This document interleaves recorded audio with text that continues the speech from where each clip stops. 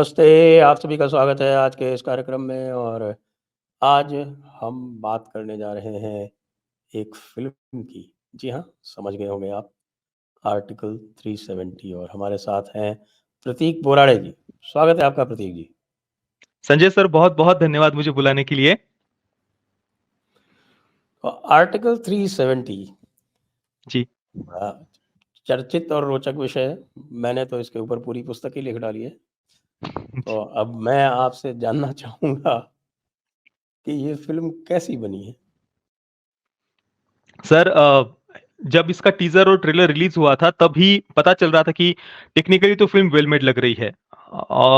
पर फिर भी मेरे एक्सपेक्टेशंस मैंने कम ही रखे थे, क्योंकि हाल ही के समय में बॉलीवुड की बहुत सारी ऐसी फ़िल्में रिलीज़ हुई है, जिन्होंने मतलब वो तो डिसअपॉइंट करता ही रहता है।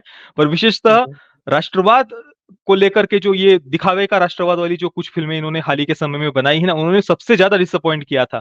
इस कारण से मैंने थोड़े-से अपने एक्सपेक्टेशंस कम ही रखे थे। पर कल जब मैंने इस फ़िल्म को देखा, परसों शुक्रवार को ही मैंने सुबह फर्स्ट डे फर्स्ट शो देखा था, तो मैंने जितना एक्सपेक्ट किया था उससे बहुत ज़्यादा बढ़िया ये फ़िल्म निकली। देखने के अच्छा। लिए जब मैं जा रहा था, तो मैंने देखा कि 2 घंटे और 40 मिनट की फ़िल्म है, पौने 3 घंटे की फ़िल्म है। तो मुझे लगा कि बस एक आर्टिकल 370 हटाने को लेकर फ़िल्म है, तो इतना दिखा-दिखा कर क्या दिखाएँगे? पौने 3 घंटे की फ़िल्म है। पर फ़िल्म में इतनी सारी बारीकी से उन्होंने अध्ययन किया है इस विषय का, बहुत सूक्ष्मता से छोटी-छोटी डिटेल्स को उन्होंने यहाँ पर दिखाया है और पौने 3 घंटे कब समाप्त हो जाते हैं पता भी नहीं चलता। शुरुआत से अंत तक फ़िल्म हमें बाँध करके रखती है, बहुत ही बढ़िया तरीके से कहानी को उन्होंने प्रस्तुत किया है। कैरेक्टर डेवलपमेंट भी बहुत बढ़िया है, कई सारे अलग-अलग पात्र हमें यहाँ पर देखने को मिलते हैं। जैसे कि उस समय पीडीपी के साथ में गठबंधन की सरकार थी बीजेपी की, उसी जी समय हाँ। से फ़िल्म की शुरुआत भी होती है। जी। जो मुख्यमंत्री हैं, उनका महबूबा मुफ्ती नाम नहीं दिखाया है, तो परवीना अंद्राबी करके नाम उन्होंने दिखाया है। नाम चेंज कर दिया है, पर अगर आप लुक वगैरह देखेंगे, कॉस्ट्यूम डिज़ाइन और मेकअप वगैरह, तो पूरा वो एग्ज़ैक्टली में महबूबा मुफ्ती की तरह ही वो उन्होंने पूरा दिखाया है उनको। इसके अलावा हुँ, फारूक अब्दुल्ला और उमर अब्दुल्ला, इन दोनों को कंबाइन करके उनको रिप्रेज़ेंट करने वाला एक सिंगल कैरेक्टर उन्होंने दिखाया है, जिसका नाम सलाउद्दीन जलाल, ये उन्होंने दिखाया है। हुँ। तो वो अब्दुल्ला परिवार को एक प्रकार से रिप्रेजेंट करता है। उसके बाद में और वो भी बिल्कुल काफ़ी हूबहू फारूक अब्दुल्ला की तरह ही उसका लुक और चेहरा और पूरा वो उन्होंने दिखाया है। तो इस बात को उन्होंने अच्छे से ध्यान रखा है। इसके बाद में एक अलगाववादी दिखाया है, याकूब अ, मलिक, या सॉरी यासीन मलिक, सॉरी नाम यासीन मलिक। तो उसको रिप्रेजेंट करने वाला एक याकूब शेख करके कैरेक्टर फ़िल्म में दिखाया है। तो ये नाम चेंज था, पर वो पता चल जाता है कि यासीन मलिक को लेकर ही ये शायद कैरेक्टर होगा। इसके बाद में एक आतंकवाद को फंड करने वाला एक बिज़नेसमैन दिखाया है, जिसने आईएसआई के साथ में भी काम किया हुआ इससे पहले, उस आरोप में वो जेल में भी गया था, ये बताया है। और हुँ, 2005 में जो यूपीए 1 की सरकार थी, उन्होंने उसे छुड़वाया था जेल से। इस बात का उन्होंने मेंशन किया है। अब रियल लाइफ में वो कौन-सा कैरेक्टर है मुझे पता नहीं, पर इस बात का फ़िल्म में उन्होंने मेंशन किया है कि 2005 में जो ये जेल में था व्यक्ति, जिसने आईएसआई के साथ में काम करने को लेकर उसको उस आरोप में वो जेल में गया था, तो हुँ, 2005 में उसको छुड़वाया गया था उस समय की तत्कालीन सरकार के द्वारा। तो अब्दाली नाम का ये फ़िल्म में पात्र है। रियल लाइफ वो कैरेक्टर कौन-सा है ये तो पता नहीं। इसके बाद में जो आसिया अंद्राबी, उसके काफ़ी सारे वीडियोज़ हमने सोशल मीडिया पर देखे थे, बहुत भड़काऊ हुँ, वीडियोज़ वगैरह वो डाला करती थी। 1-2 वीडियोज़ तो गौ माता को काट कर भी कुछ वीडियोज़ आसिया अंद्राबी ने 2000, मेरे जितना याद है 2015-16 में ही आसिया अंद्राबी ने वो वीडियोज़ डाले थे। तो उसको रिप्रेज़ेंट करने वाला भी एक बुर्के में कैरेक्टर उन्होंने महिला का दिखाया है। तो इस प्रकार से बहुत सारे अलग-अलग कैरेक्टर्स हैं, बहुत सूक्ष्मता से उन्होंने यहाँ पर फ़िल्म में उनको दिखाया भी है। और ये तो हो गए कैरेक्टर्स की बातें। कहानी की बात करें तो शुरुआत होती है बुरहान वानी को मार गिराए जाने से, आतंकवादी बुरहान वानी को मार गिराए जाने से।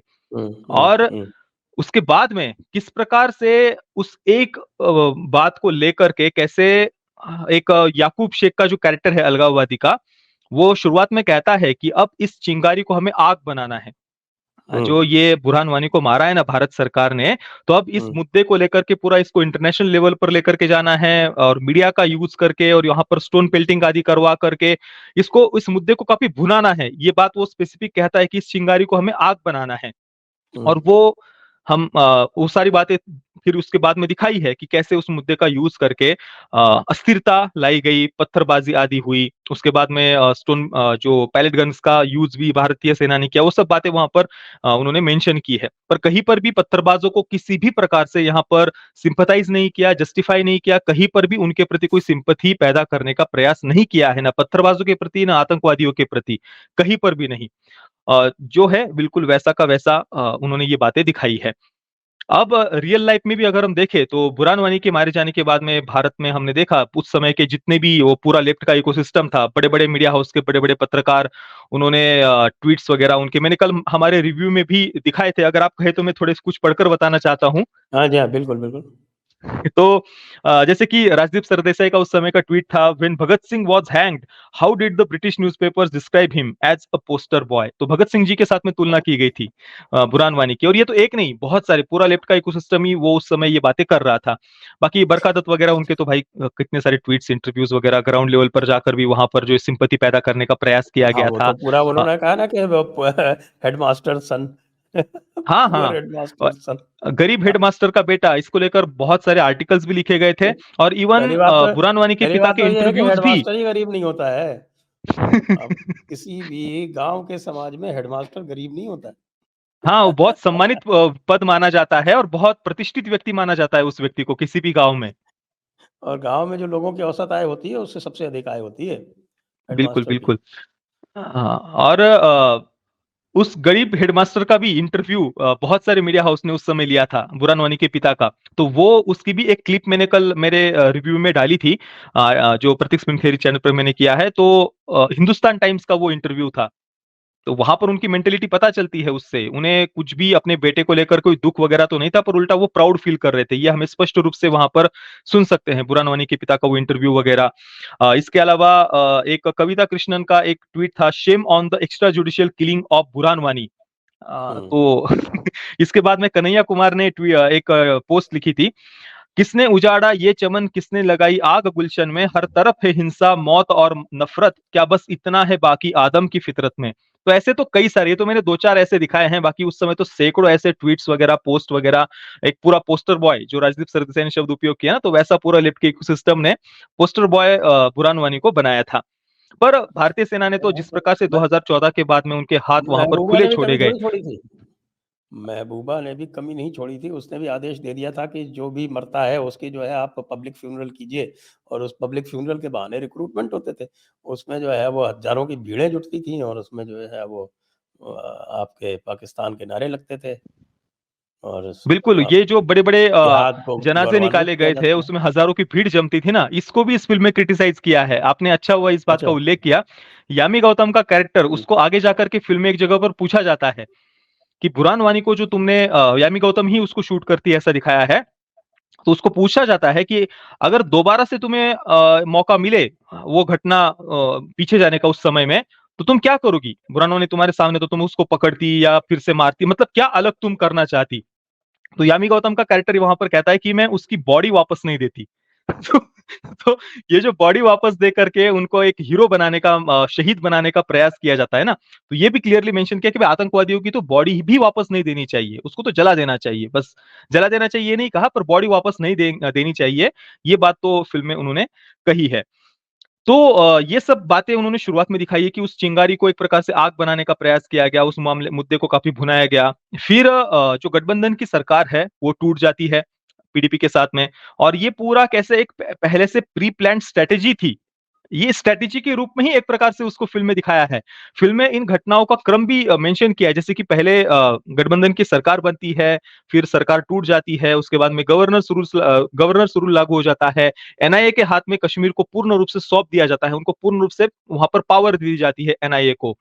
आतंकवादियों को एक के बाद एक खत्म किया जाता है, टेरर फंडिंग को रोक दिया जाता है। उसके बाद में जो दोबारा से सरकार बनाने का प्रयास पीडीपी में और नेशनल कॉन्फ्रेंस ने किया था, इसका भी फिल्म में उल्लेख किया है। फारूक अब्दुल्ला और महबूबा मुफ्ती, उनके जैसे दिखने वाले जो कैरेक्टर्स है, वो एक जगह पर प्रयास करते हैं गवर्नर को फैक्स भेजकर, हम एक साथ सरकार बना रहे हैं इसका, पर वो फैक्स मशीन भी नहीं चलती।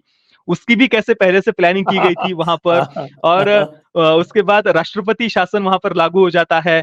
तो ये जो आर्टिकल 370 हटाने से पहले ये जो इतनी बड़ी प्लानिंग थी ना, इतनी सारी मैंने 7-8 घटनाएं जो बताई है, इन सबको एक-एक करके फिल्म में मेंशन किया है।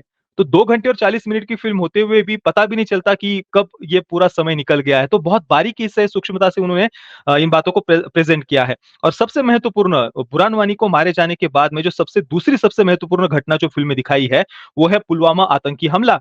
हमारे 40 जवान वीर गति को जो प्राप्त होते हैं, उसे इंटरवल से ठीक पहले उन्होंने दिखाया है। अब उस समय भी इस मुद्दे को लेकर के आदिल अहमद दार जो आतंकी है, उसको लेकर कैसे एक सिंपैथी पैदा करने का प्रयास किया गया था कि भाई सेना ने तो उसको कुछ थप्पड़ वगैरह मारा था बचपन में, इस कारण से वो आतंकी बन गया था। प्रशांत भूषण का वो ट्वीट था जिसने उसने लिखा था कि पुलवामा बॉम्बर आदिल अहमद दार became terrorist after he was beaten by troops. इस प्रकार के ट्वीट्स किए गए थे। और उस समय तो पूछना ही क्या, मतलब पुलवामा आतंकवादी हमला होने के बाद में ये पूरा लेफ्ट का ecosystem hashtag house the Jaish, इस हैशटैग के साथ में इन्होंने पूरा कैंपेन हाउस चलाया द था। जैश, हाँ, हाउस द हाँ, जैश। हाउस द जैश, जैश ए मोहम्मद ने वो आतंकवादी हमला किया था, तो हुँ, पूरा कैंपेन इन लोगों ने चलाया था। उसमें बड़े-बड़े पत्रकार थे। एंड और उस समय राष्ट्रवादियों ने पूरी एक मुहिम चलाई थी सोशल मीडिया पर। जो भी लोग इस प्रकार से हमारे जवानों की वीर गति को प्राप्त होने को सेलिब्रेट कर रहे थे, उनको एक-एक करके रिपोर्ट किया जा रहा था। कइयों को उस समय सस्पेंड किया गया था। जैसे कि उदाहरण दे रहा हूं तो पपरी बैनर्जी का एक उदाहरण हमें मिलता है। कुछ वो कौन-सी यूनिवर्सिटी में थे पता नहीं, पर असिस्टेंट प्रोफेसर थी, उसको सस्पेंड किया गया था। ऐसे तो बहुत सारे सैकड़ों ऐसे उदाहरण है। उस समय उनको रिपोर्ट करके सस्पेंड करवाया गया था या उन पर कार्रवाई हुई थी, जो इस प्रकार से हाउस द जैश या फिर जवानों की वीरगति को प्राप्त होने को सेलिब्रेट कर रहे थे। और इवन एनडीटीवी की भी जो डिप्टी न्यूज़ एडिटर है, उस समय इतना प्रेशराइज़ किया गया था सोशल मीडिया के द्वारा, तो एनडीटीवी को 2 हफ्ते के लिए उसे सस्पेंड करना पड़ा था। उसने भी हैशटैग हाउस द जैश के साथ में पोस्ट की थी उस समय। तो ये सब कुछ बस 4 वर्ष पहले की ही ये सारी घटनाएँ हैं, 5 वर्ष पहले की। तो हम देख सकते हैं कि उस समय कैसा एक पूरा वातावरण था देश में। ये वामपंथी लेफ्टिस्ट किसी भी बात को लेकर के कितना कैसे अपने पूरे प्रोपेगेंडास एजेंडा स्प्रेड करते थे। पर अभी हम देख रहे हैं पिछले 4-5 वर्षों में कितना बदलाव आया है। अभी ये लोग खुलकर बोल नहीं पा रहे। भले ही अभी भी वो कोई बदले हैं ऐसी बात नहीं है, परंतु बदलाव एक हमें देखने को मिल रहा है। और बॉलीवुड में भी आप देख लीजिए, ये लोग आज से 3-4 वर्ष पहले तक अपने आप को ऐसा कुछ समझते थे कि भाई हम बोल दे तो बस वैसा कुछ हो ही जाएगा। इन्होंने सीए विरोध के नाम पर जब देश को जलाया जा रहा था, तब इन लोगों ने क्या-क्या किया, कैसे धरने किए, ट्वीट्स किए, कैसे और अस्थिरता और एक प्रकार से अराजकता उत्पन्न करने का प्रयास किया। कश्मीर को लेकर के भी इन्होंने इंटरनेट बंद है, बहुत सारे बॉलीवुड के एक्टर, एक्ट्रेसेस, फिल्म मेकर्स वगैरह थे। इसको लेकर उन्होंने बहुत छाती कूटी थी एक प्रकार से कि भाई इंटरनेट बंद है। अ, मुझे अच्छी तरीके से याद है 5 अगस्त 2020 को जब भूमि पूजन था श्री राम मंदिर का, पूरा देश खुशियाँ मना रहा था। उस समय टाइम्स स्क्वायर न्यूयॉर्क पर इन लोगों ने कश्मीर सीज डे का बड़ा बैनर लगाया था न्यूयॉर्क में टाइम्स स्क्वायर पर, और टोनी अशाय ने उसका वीडियो लेकर के अपने ट्विटर हैंडल पर पोस्ट किया था, और बॉलीवुड के एक्टर एक्ट्रेसेस वगैरह कुछ ने उसको रीट्वीट भी किया था। कश्मीर सीज डे, कश्मीर बंधक दिवस, मतलब एक तरफ तो देश श्री राम मंदिर की भूमि पूजन को सेलिब्रेट कर रहा था और दूसरी तरफ ये कश्मीर सीज डे मना रहे थे कि भाई इंटरनेट नहीं है वगैरह वगैरह। तो ये सब कुछ हमने देखा किस प्रकार से ये लोग खुलकर अपना प्रोपेगेंडा चलाते थे आज से 4-5 वर्ष पहले तक। पर अभी जनता ने जब इनको बॉक्स ऑफिस पर थोड़ा-सा उत्तर देना शुरू किया है, तो अभी ये पिछले 3 वर्षों में लगभग थोड़े से शांत हुए हमें दिख रहे हैं। अभी राम मंदिर वगैरह में भी जा रहे हैं, मंदिर-मंदिर घूम रहे हैं। पर मैं तो खुलकर कहता हूँ अभी भी ये बदले नहीं है। ये बस बाहर से एक अपने आप को दिखावा कर रहे हैं। पर इन लोगों ने क्या-क्या किया हुआ है ना, ये देश कभी भूलेगा नहीं। बिल्कुल, बिल्कुल सही कह रहे हैं। और इसमें यामी गौतम का क्या रोल है? यामी गौतम को मुझे लगता है कि वो भी एक रियल लाइफ कैरेक्टर से ही इंस्पायर्ड है शायद। एक स्कैम का उन्होंने उल्लेख किया है, आपको शायद उसके बारे में पता भी होगा। जम्मू कश्मीर बैंक का एक स्कैम था, और हाँ, उस स्कैम को एक्सपोज किया था उसके मैनेजर ने आज से करीब 20 वर्ष पहले, शायद 15 या 20 वर्ष पहले, 1990 के बाद में। तो हाँ। उस स्कैम को एक्सपोज होने के बाद में उस मैनेजर की हत्या कर दी गई थी और उसको सुसाइड बता दिया गया था। तो उसके वो कुछ पेपर कटिंग्स वगैरह भी उन्होंने फ़िल्म में दिखाए हैं।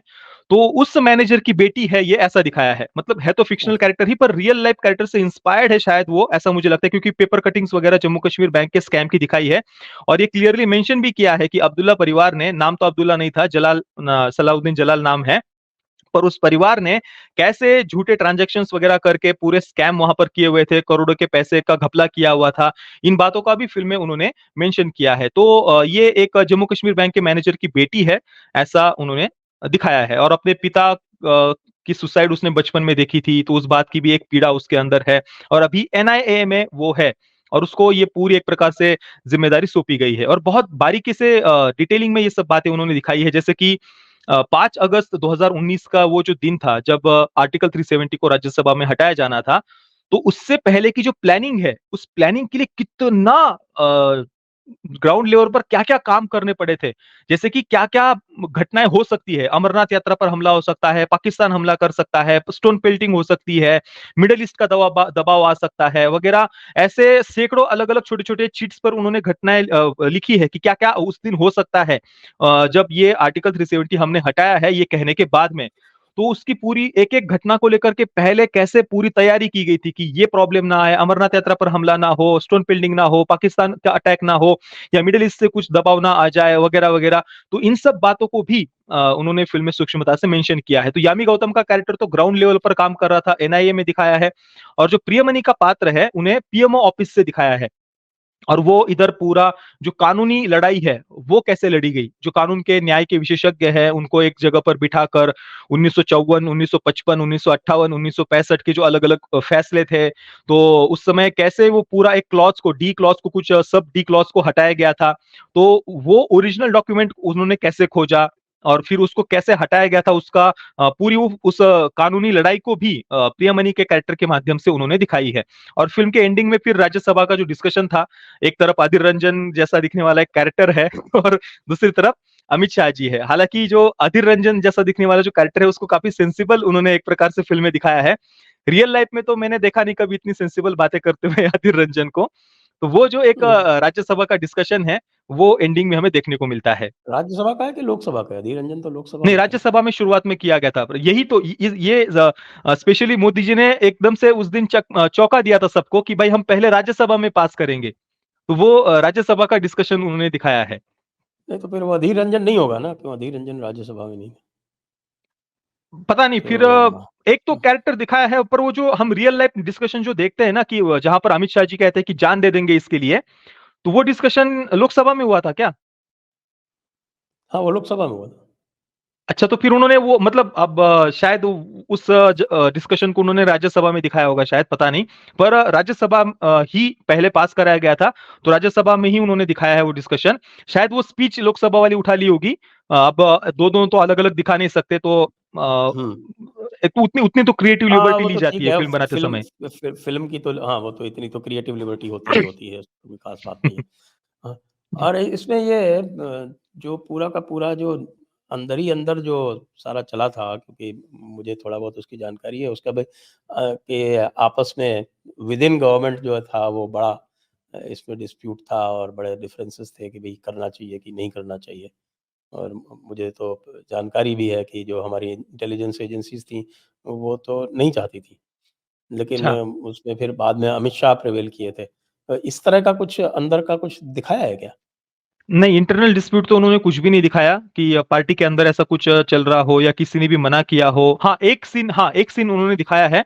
पीएमओ ऑफिस में मोदी जी के साथ में एक डिस्कशन हो रहा है, जहाँ पर मोदी जी सामने बैठे हैं, अमित शाह उनके साइड में हैं और बाकी हमारे सेना के अधिकारी हैं और कुछ दूसरे अधिकारी वो कौन है, वो मेंशन उन्होंने नहीं किया, पर कुछ अधिकारी साइड में बैठे हुए हमें दिखाई देते हैं।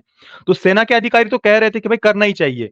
और बाकी मोदी जी और अमित शाह जी तो चाहते ही थे, वो तो उनको तो वो उसी साइड दिखाया है। बाकी ये जो 2-3 अलग अधिकारी उन्होंने दिखाए थे सूट-बूट में, पता नहीं वो कौन से सुरक्षा एजेंसी थे, तो उनको इस पर आक्षेप लेते हुए दिखाया है कि नहीं करना चाहिए, इससे बहुत कुछ प्रॉब्लम क्रिएट हो सकते हैं वगैरह-वगैरह इस प्रकार की बातें वो कर रहे हैं। पर बाद में फिर मोदी जी कहते हैं कि नहीं भाई बस करना है तो करना है और बाकी सेना के अधिकारी भी उसी पक्ष में उन्हें दिखाया है। तो वो एक सीन था। पर वो कौन थे जो विरोध कर रहे थे इसका कोई ऐसा स्पेसिफिक मेंशन उन्होंने फ़िल्म में नहीं किया है। अच्छा, अच्छा, अच्छा। और जब ये 370 लागू हो जाता है, उसके बाद का कोई सीन दिखाया? नहीं, उसके बाद में केवल उन्होंने फ़िल्म के एंडिंग में कुछ स्लाइडिंग दिखाई है, कुछ फ़ोटोज़ वगैरह कि उसके बाद क्या-क्या चेंजेस आए हैं। जैसे कि लाल चौक में अभी तिरंगा फहराया जाता है, कैसे सेलिब्रेट किया गया और ये जो आर्टिकल 370 हटाया गया, एक सिंगल सिविलियन की भी मृत्यु इसमें नहीं हुई, इस बात का मेंशन है। तो अंग्रेज़ी और हिंदी दोनों में नीचे सबटाइटल्स आते हैं और फ़ोटोज़ वगैरह ऊपर-ऊपर दिखाए जा रहे हैं कि ये अचीवमेंट के कारण कैसे परिवर्तन आया है, कैसे वहाँ पर हाँ, एक बात मेंशन करनी रहेगी आर्टिकल 370 के कारण वहाँ पर जो शेड्यूल कास्ट है, उनको कैसे हमेशा सफाई कर्मचारी ही बनना पड़ता था। तो वाल्मीकि समाज का जो सेलिब्रेशन है उसका उल्लेख फिल्म के एंडिंग में मिलता है। और यामी गौतम स्पेसिफिक एक सीन में कहती भी है कि मैं जब कश्मीर में स्कूल में थी तो मेरा एक क्लासमेट था शिवम कुमार करके, बहुत ब्रिलियंट था, बहुत बुद्धिमान था, परंतु वो शेड्यूल कास्ट से होने के कारण उसको सफाई कर्मचारी ही बनना पड़ा। तो ये बात यामी गौतम का कैरेक्टर फिल्म में मेंशन करता है कि धारा 370 के कारण क्या-क्या बातें, कितने प्रॉब्लम्स, कितनी समस्याएं और कैसे अन्याय एक प्रकार से वहां पर हुआ है दशकों से। तो इन बातों का फिल्म में मेंशन किया गया है और फिल्म के एंडिंग में धारा 370 हटने के बाद में क्या-क्या पॉजिटिव चेंजेस आए हैं, वो स्लाइड एक प्रकार से स्लाइड्स के माध्यम से उन्होंने दिखाया है। जी। अ, तो फिर इतना जो है ये कितनी देर की फ़िल्म है ये? 2 घंटे और 40 मिनट की फ़िल्म है और जैसा कि ये मैं हमेशा कई बार मुझे दुःख ये होता 2 है घंटे कि 40 मिनट कैसे बाँधे रखती है ये फ़िल्म? नहीं, बहुत डिटेलिंग में वो गए हैं और कहीं पर भी इवन मैं कुछ मैंने रिव्यूज़ वगैरह भी पढ़े।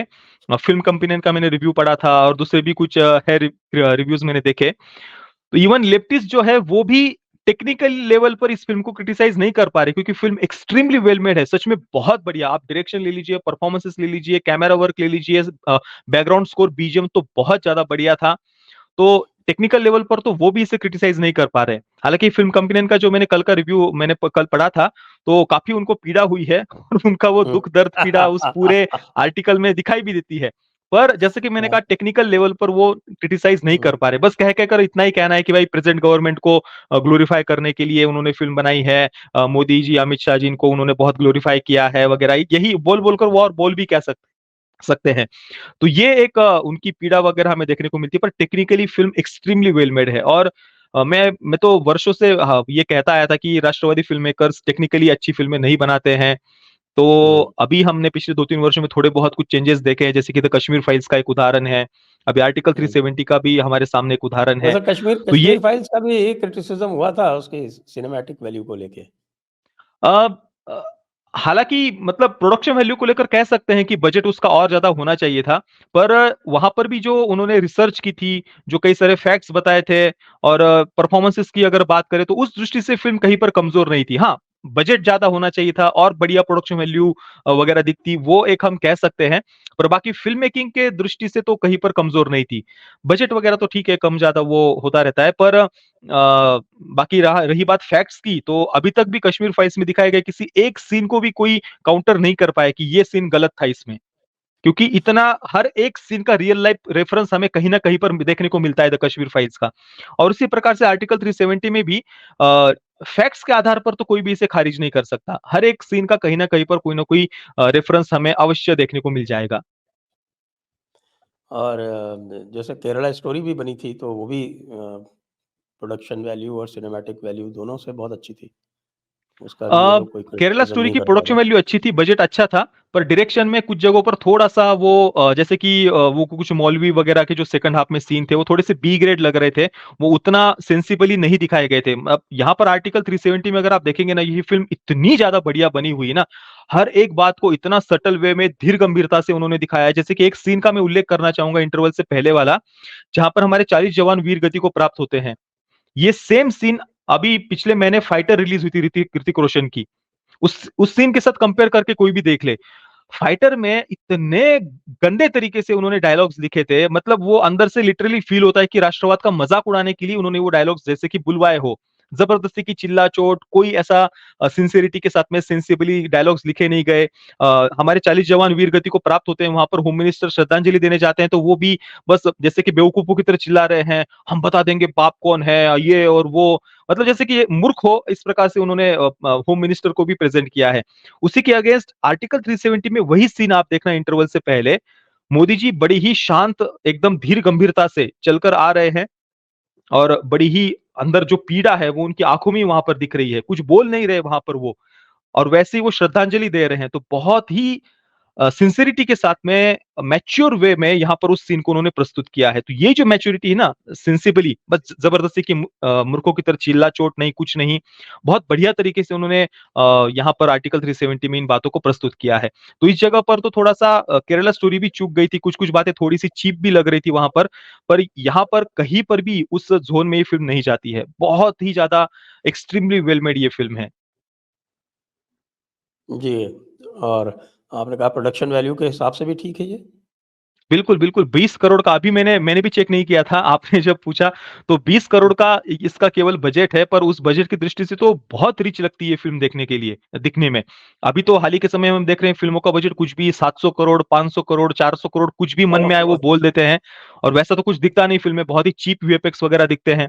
और यहाँ पर तो 20 करोड़ के केवल बजट में यहाँ पर आप कास्टिंग भी बहुत बढ़िया है और बाकी production value, camera work, BGM, direction हर जगह पर फ़िल्म हमें प्रभावित करती है। Very good. और आप कह रहे हैं डायरेक्शन भी बहुत अच्छा है। जी डायरेक्शन भी आदित्य सुहास जांभळे करके डायरेक्टर है। मैं तो उनके बारे में जानता भी नहीं था, पहली बार ही मैंने उनका नाम सुना। कल थोड़ा-सा मैंने उनके बारे में पढ़ा आईएमडीबी पर, तो कुछ 2-3 शॉर्ट फ़िल्म्स उन्होंने डायरेक्ट की हुई इससे पहले, वो भी मराठी शॉर्ट फ़िल्म्स ही थी, जिसके लिए उन्हें 2 बार नेशनल अवार्ड मिला हुआ है, ऐसा मैंने पढ़ा। तो ये उनकी पहली फ़िल्म है एज़ अ डायरेक्टर बड़ी बड़े फ़िल्म तो आदित्य धर उन्होंने उन्हें चांस दिया है। अब पता नहीं मतलब उरी को तो उन्होंने स्वयं डायरेक्ट किया था।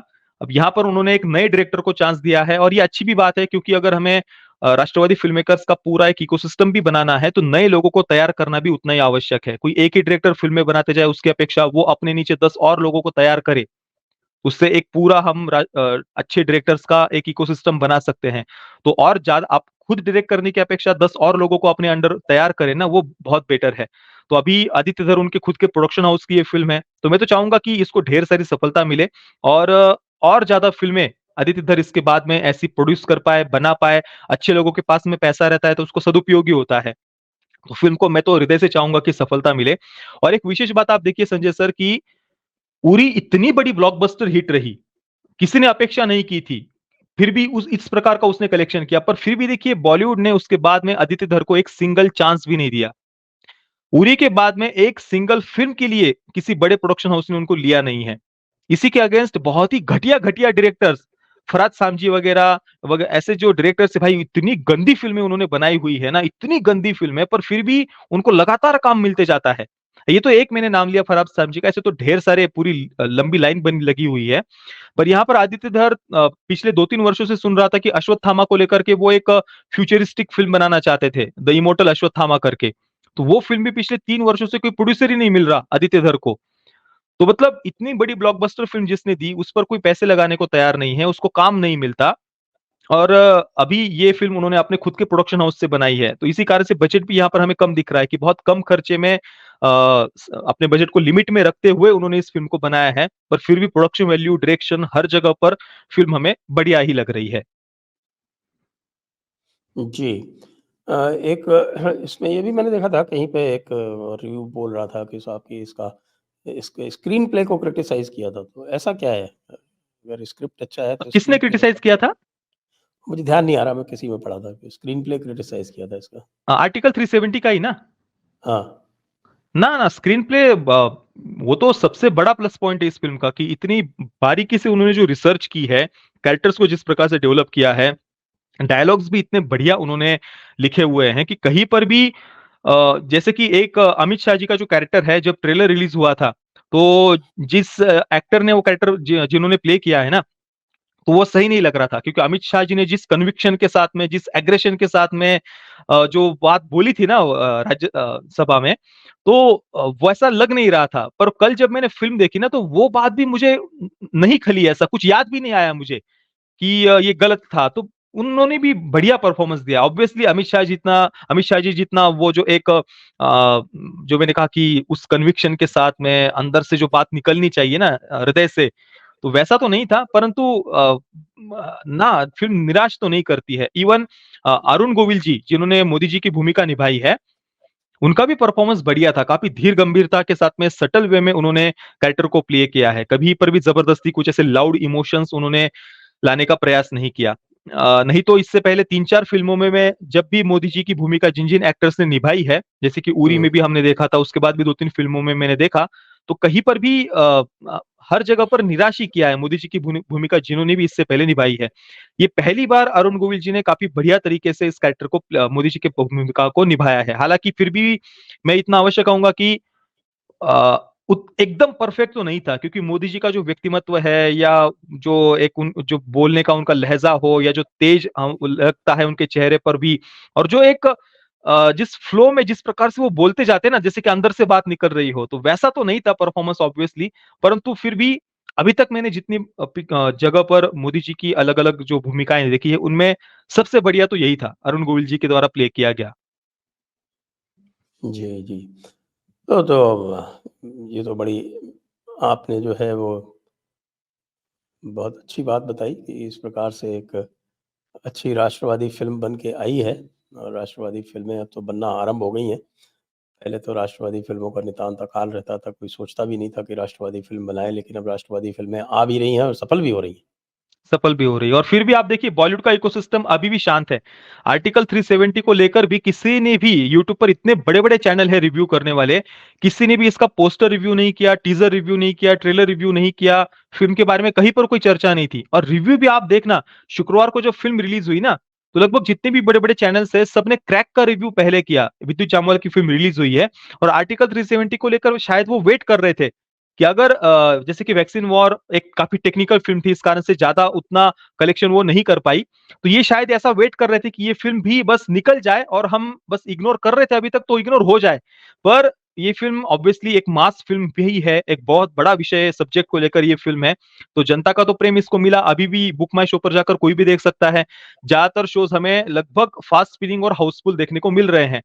तो फिर उसके बाद में दूसरे दिन ज्यादातर जो बड़े-बड़े क्रिटिक्स है यूट्यूब पर ना, उन्होंने दूसरे दिन आर्टिकल 370 का रिव्यू किया। मतलब आप देखिए, अभी भी जो अच्छी फ़िल्में हैं, अच्छे सब्जेक्ट है, उनको लेकर ये पूरा का पूरा बॉलीवुड का इकोसिस्टम चुप्पी बना करके रखता है। ये चाहते ही नहीं है कि इनकी जो मेन लॉबी है ना, जो कुछ 2-4 बड़े-बड़े प्रोडक्शन हाउस, उनके कुछ सो कॉल्ड सुपरस्टार्स वगैरह, उनसे अलग हटकर कोई नया प्रोड्यूसर, नया डायरेक्टर खड़ा हो, उसकी फ़िल्में सफल हो, ये चाहते ही नहीं है। पूरा कंट्रोल करके रखा है इन्होंने। जितने भी रिव्यू करने वाले चैनल हो या फिर इनके जो बड़े-बड़े पेजेस वगैरह होते हैं, इनके मीडिया पेजेस, बॉलीवुड के रिपोर्टिंग करने वाले, तो ये पूरा कंट्रोल ऊपर से इस प्रकार से हमें कम से कम दिखता है। जी, तो आपका बहुत-बहुत धन्यवाद प्रतीक जी, जी सर, आज के इस रिव्यू के लिए हमारे साथ। बहुत-बहुत धन्यवाद। दर्शकों को बहुत-बहुत धन्यवाद। जय हिंद, जय भारत, वंदे मातरम।